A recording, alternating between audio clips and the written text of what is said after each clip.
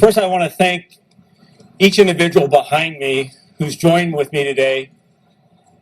Each of them represent critical members of our community. They're faith leaders, they're community activists, they're law enforcement leaders. They're LA.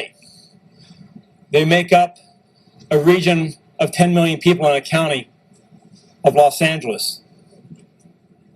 I want to thank them for being here because their voice and their participation has never been more important. And it's an honor to stand here today with them. Last year on May 25th, George Floyd was stopped and placed under arrest by members of the Minneapolis Police Department. He had allegedly passed a counterfeit $20 bill at a retail store. As a result of that arrest, Mr. Floyd tragically died in police custody.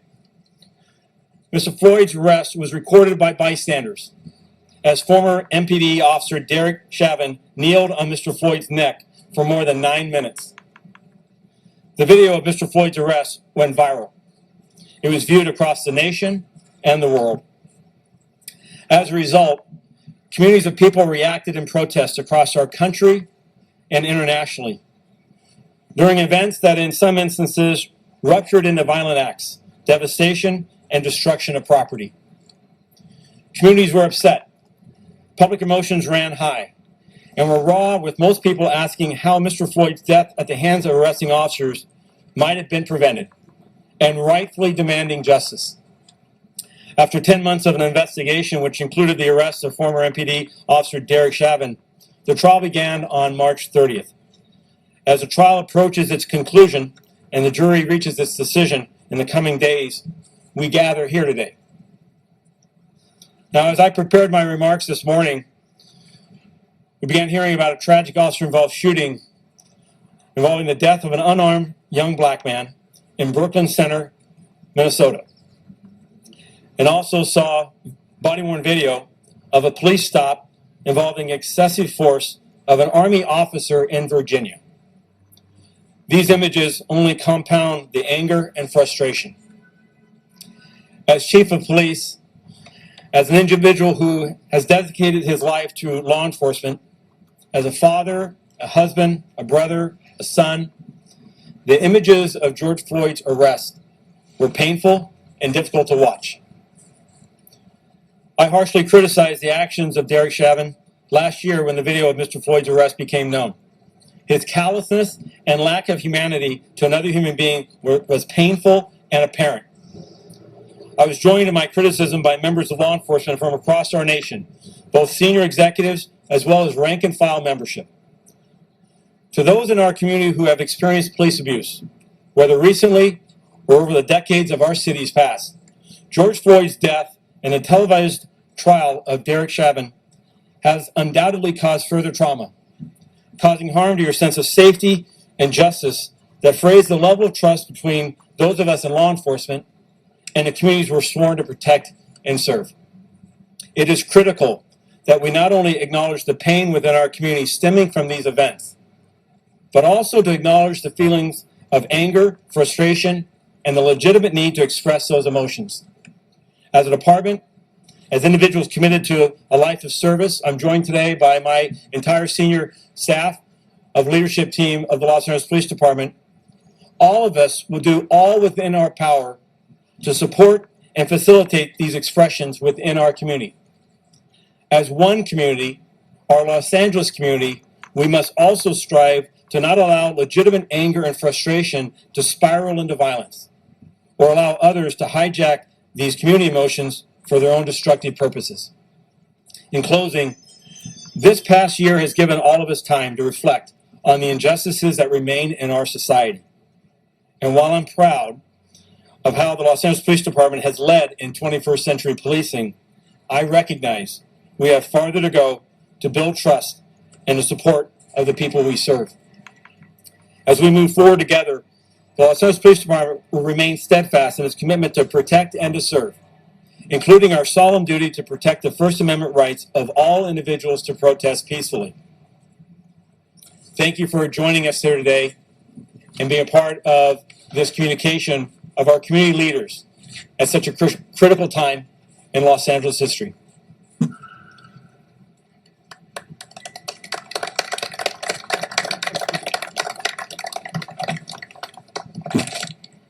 our next speaker will be Sheriff Alex Villanueva from the Los Angeles Sheriff's Department.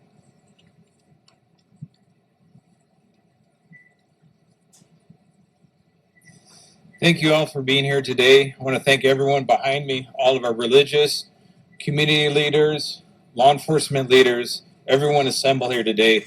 We're at a new era in policing and law enforcement, and the trial of Derek Chauvin is a step in the right direction in terms of accountability. But it also, we have to recognize accountability is a large word, and we all need to hold ourselves accountable, not just law enforcement, the community at large. Everyone needs to be accountable to the rule of law, to reject violence in all its forms, be it unnecessary force, excessive force, be it just wanton violence, for example, against the Asian community that we've seen lately in the last few months. Anything that's violence needs to be rejected. We need to respect each other. And all law enforcement leaders across the nation are looking forward to the day that we hold everyone accountable. And this is a step in the right direction, the trial of Derek Chauvin. And we hope for a just result is based on the evidence, on the facts, and due process is honored. That is part of the system. And we acknowledge that, we work with that, we support that. But it's important to recognize, in spite of what people may say, what happened with George Floyd is not reflective of the entire profession of law enforcement in the nation. There are people trying to sell that false image, that false narrative, and it is not true. We have to reject that. We have to respect the rule of law. We have to reject violence. We have to convince our kids to keep those guns at home. That way no one gets hurt. And so these things become less and less frequent. Are they going to happen? Yes. Unfortunately, there's no such thing as perfect policing. There is going to be conflict. But how we step away from conflict, never can walk away safely, that is our motivation. That is our drive. 1992, I was there during the riots in 1992 as a young deputy. And Chief Moore, I know you were there as well. And quite a few people, but every day it seems like less and less people were there in 92. We're getting older. But we learned a lot during then. Fast forward to 2020, we had civil unrest because of the George Floyd incident. We learned a lot more. We're now in 2021. Pandemic's still here. We're still learning more. We're continuing to apply these standards to make sure we honor and we protect everyone's right to assemble peacefully and to protest and seek redress with the government. And we are going to honor and support everyone who wants to protest peacefully. We'll clear traffic, make sure they're not harmed in any way, and that is my commitment as Sheriff of Los Angeles County. We will do that. If you show up at one of these events, and it's no longer an event, it's 10 o'clock at night, you're dressed like tackle football with a helmet, goggles, and shields, you're not there to protest peacefully. Let's knock that off, all right? Let's focus on the facts at hand, and we want to respect the decision, whatever it may be, and we want to work and communicate amongst each other and with our communities of faith to understand what happened and how we can make things better in the future. But I think we're on the right path, and we're going to continue down that path. The Sheriff's Department, as a mutual aid coordinator for Los Angeles and Orange County, I'm here to support all of our law enforcement agencies in the region, and any issues, any events of civil unrest that devolves into rioting, looting, arson, for example, we will be there to stop it. I promise you that. We're going to support every single police department in the region and make sure nothing happens like that we saw in 2020, much less what we saw in 1992. That will not be accepted. It will not be tolerated. But we're here to support this peaceful protest. Anything that the community wants to do and gather together, we will do that. We had 20,000 people here in June of last year in front of the Hall of Justice, peacefully. We want to see a return of that if we need to. We may have a result that everyone will say, hey, the criminal justice system works. We hold people accountable. And that's the rule of the day, and we always want to ensure that in everything we do. And we'll continue to be doing that. And that being said, we're prepared. We have all of our personnel. They will be in uniform, no longer in civilian attire. Just in case, we'll have multiple field forces on standby, our sheriff's response teams, ready to respond anywhere. We'll be monitoring intelligence, doing all the things that we do to keep the community safe. We'll be doing that. And we'll be working hand in hand with our leadership, with the LAPD, and with all the other municipal police departments. And Chief Miranda, where are you? There you go. From the LA County Chiefs of Police Association.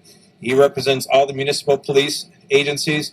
We definitely have a very strong partnership, and also with our federal partners as well. We'll keep our ear on the ground, and we'll make sure everyone remains safe throughout this. Thank you.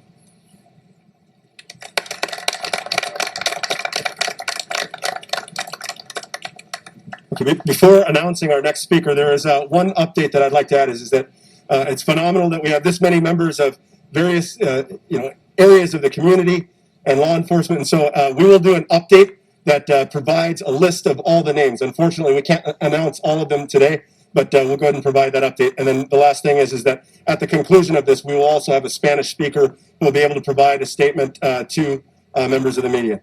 So at this time, I'd like to introduce our next guest. I'd like to welcome Senior Pastor Edgar J. Boyd from First African Methodist Episcopal Church. Pastor Boyd.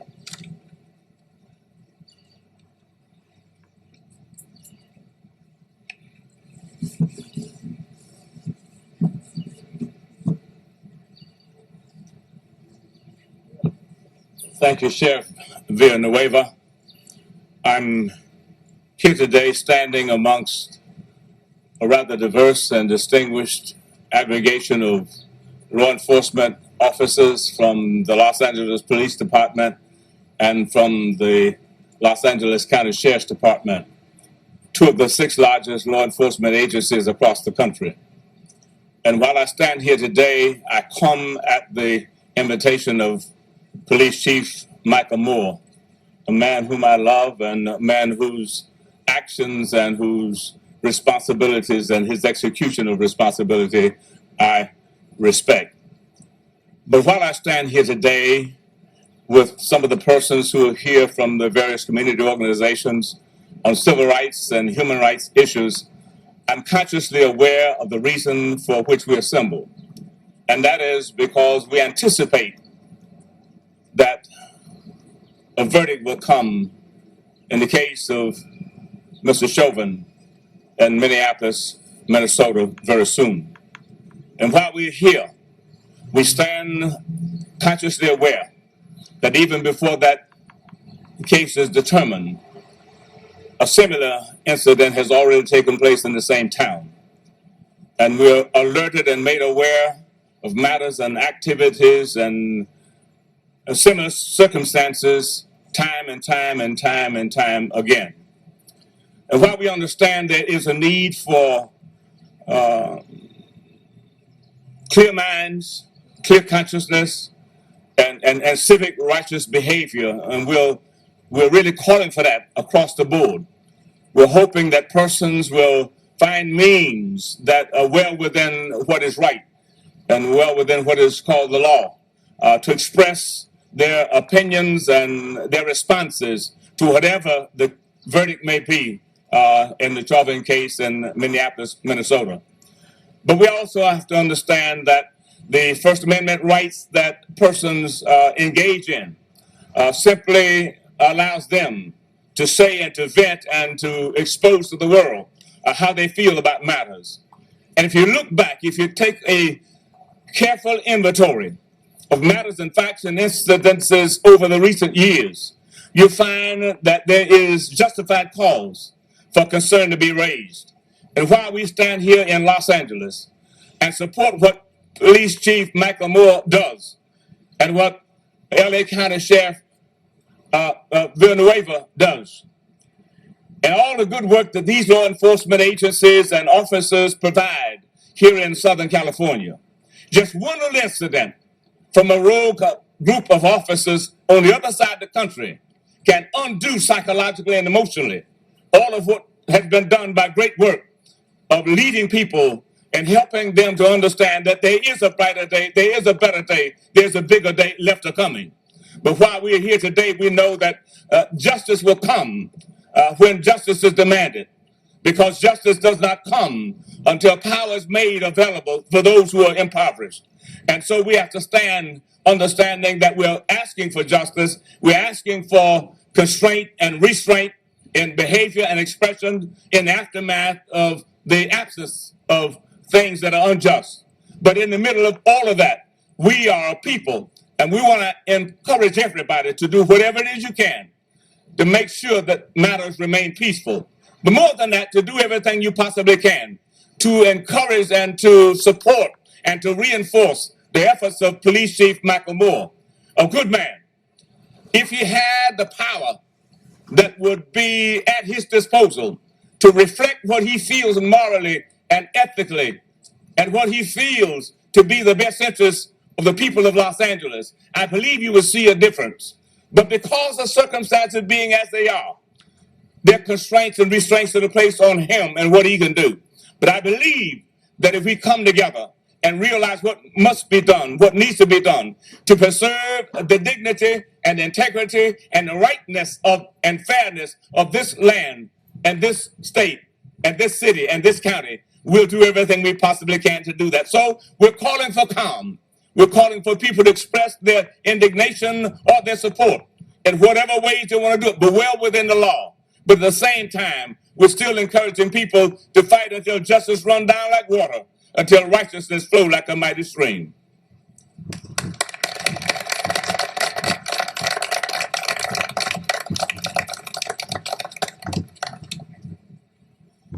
Our next speaker will be Mr. Richard Zaldivar, Executive Director and founder of the Wall Las Memorias Project.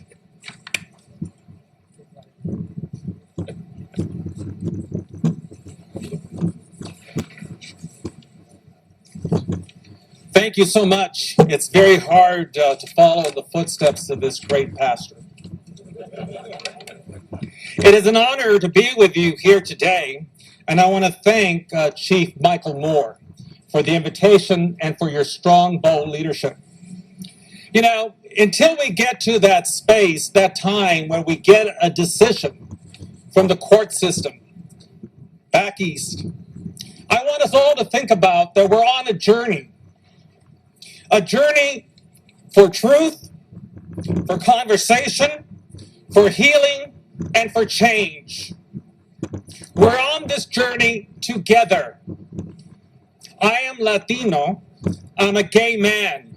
I know so well the struggles that my community has gone through as a gay man, as a Latino.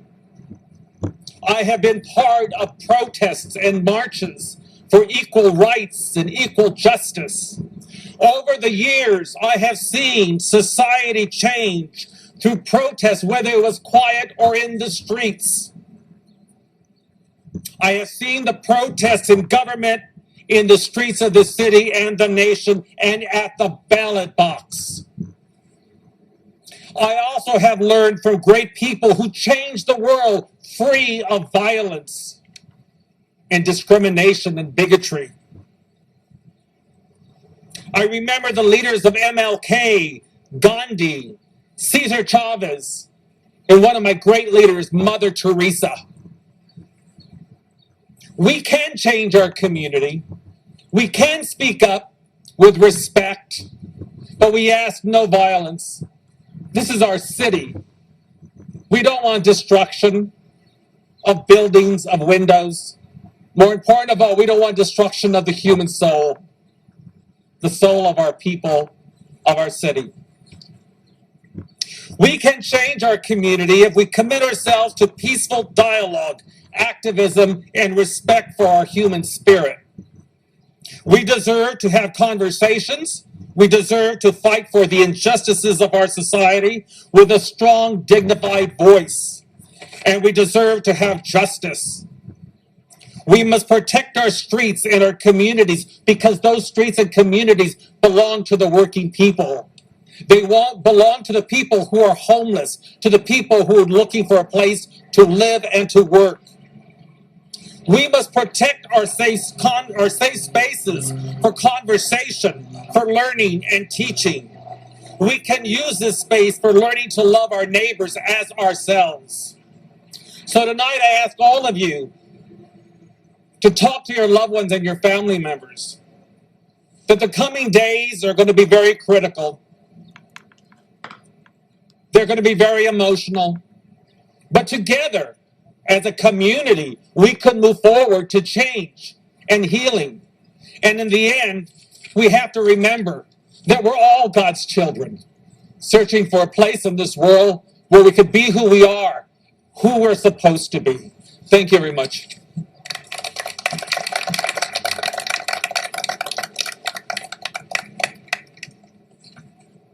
Our next speaker will be Assistant Director in Charge, Christy Johnson from the Federal Bureau of Investigation.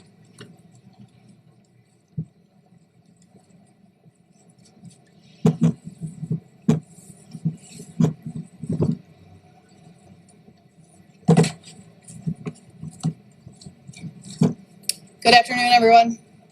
My name is Christy Johnson. I'm the Assistant Director in Charge of the FBI's Los Angeles Field Office. The FBI always has and always will be here to support our local law enforcement partners.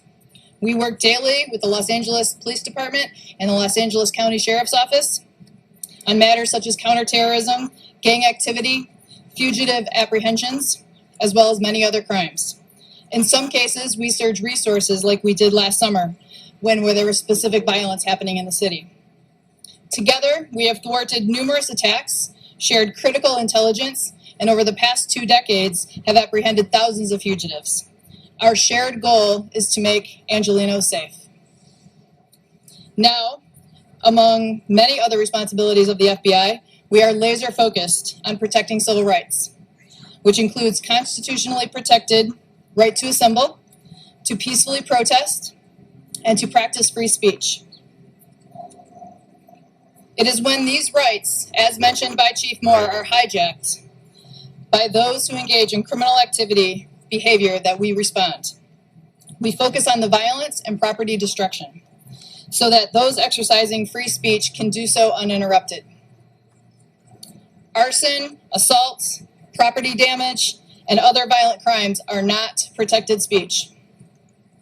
We also work with our law enforcement partners in LA on the LA Hate Crimes Task Force, where we investigate allegations of crimes motivated by racial bias and other forms of hate.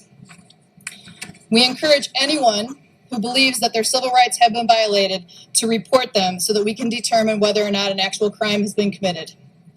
Reporting will help us safeguard the rights of every individual. The FBI does not pursue individuals who are peacefully exercising their First Amendment protected rights. However, those who choose to disrupt the rights of others by committing acts of violence will be held accountable. Business owners and residents are too often the victims of crimes. We urge all residents and visitors to abide by the law and respect their neighbors like the vast majority of Angelinos do. We do need your help. Please report any suspected activity to the FBI at our home office here in LA at 310-477-6565 or submit a tip at tips.fbi.gov. Thank you to all the leaders here today who are being the best possible partners and for their unwavering commitment to keeping Angelino safe. Thank you very much.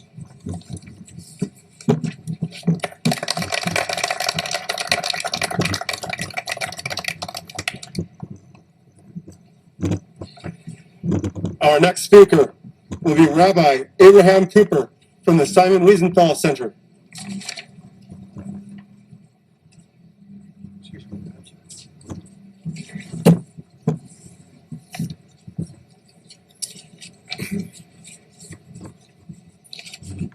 Our sages taught, Bimkom she'ein ish hishtadel liot ish. In referring to leadership, our sages admonished us, when you look around and see no one else filling the leadership gap, the void, try is the verb. Try to fill that void.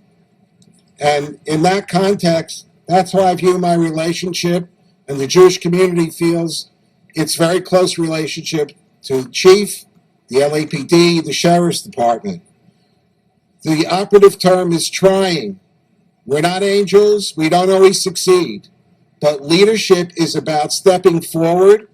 And you see today the amazing cross-section of what makes the fabric of Los Angeles so powerful. The Jewish DNA, in fact, for all of us who look at the Bible to inform our moral DNA, goes back to the book of Exodus, where it says, we're talking about social justice, tzedek, tzedek tirdov. Twice, justice, justice you shall pursue. But what we learn and understand that laws alone cannot create a good society. To that formula, you also need tzedakah, which comes from the same root as justice, the distributive justice beyond the courtroom, and not just charity. We must be there for each other, and over the course of the last 44 years, the Simon Wiesenthal Center, we've been honored to be part of that struggle.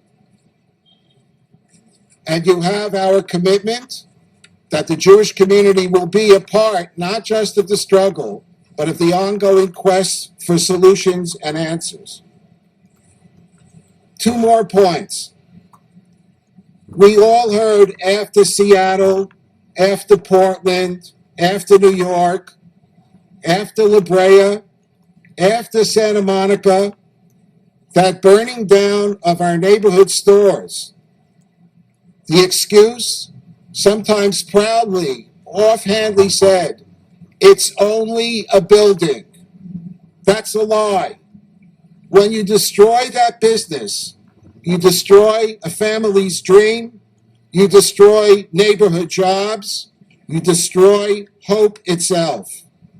So we'll join in the freedom and defend, to protest, to demand justice, to give tzedakah, yes, but we say loudly and definitively, no to rioting, no to violence. Our hearts are broken today by learning of more innocent victims who were impacted by police officers. There are really no words for us to say other than to express our solidarity with the victims. But I also want to share with you an incident that didn't make it into the media yesterday. It involved Officer Rowe and Officer Ramirez, who I met in front of our campus at the Simon Wiesenthal Center in Yeshiva University of Los Angeles, because our campus was desecrated by a swastika and other graffiti.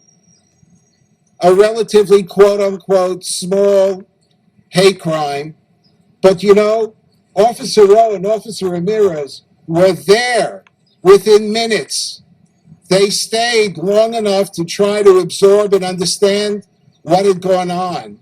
They've been trained to understand what a hate crime is and how it impacts beyond the $50 or $100 or $200 of damage, how it goes to the very heart of our community. And so this is not a blind blank check to any PD or any sheriff's department, but it is an opportunity to acknowledge that they do the kind of work that makes the difference between a livable society, a society that brings together a magnificent cross-section of cultures and religions and ethnicities. They're the ones on the front line, and through the efforts and leadership of a man who stepped forward, our chief, he deserves it. Thank you.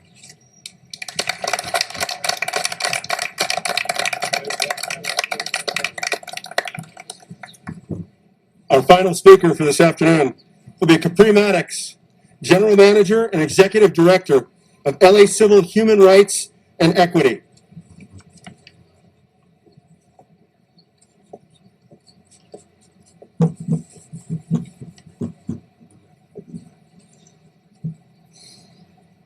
Good afternoon. My name is Capri Maddox, and I am the General Manager of the Civil Human Rights and Equity Department.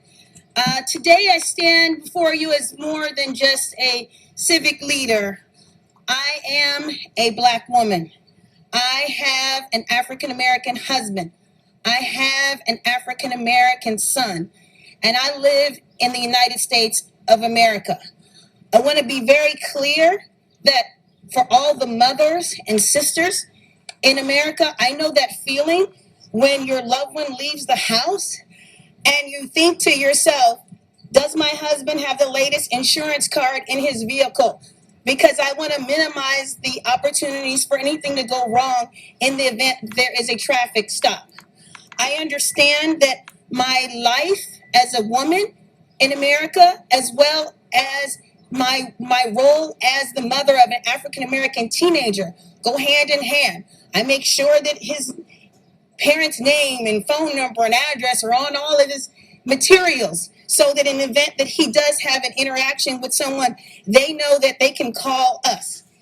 And it's still not enough to stop that pit in your stomach to wonder if something goes wrong, could you get a phone call that could change your life for life?